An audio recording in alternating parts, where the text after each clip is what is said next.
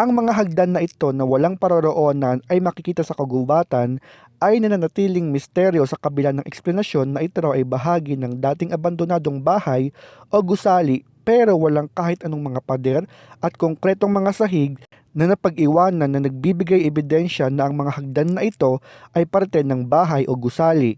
Sinasabi ng ilang hikers, park rangers at outdoor enthusiasts na natagpuan ang mga hagdan na ito sa malalayong lugar ay nakaramdam sila ng hindi may paliwanag na pakiramdam, na parang sila ay pinanonood o may nakatingin sa kanila na hindi nila nakikita, at nakakaramdam sila ng pagkabalisa at takot.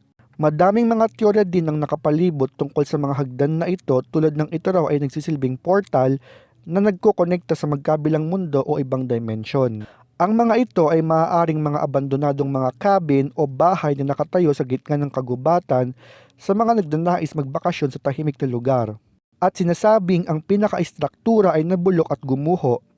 Naniniwala ang mga tao na sa paglipas ng panahon binabawi ng kalikasan ang mga istrukturang ito at tanging ang mga hagdan na lamang ang natitira bilang isang testamento ng nakaraan.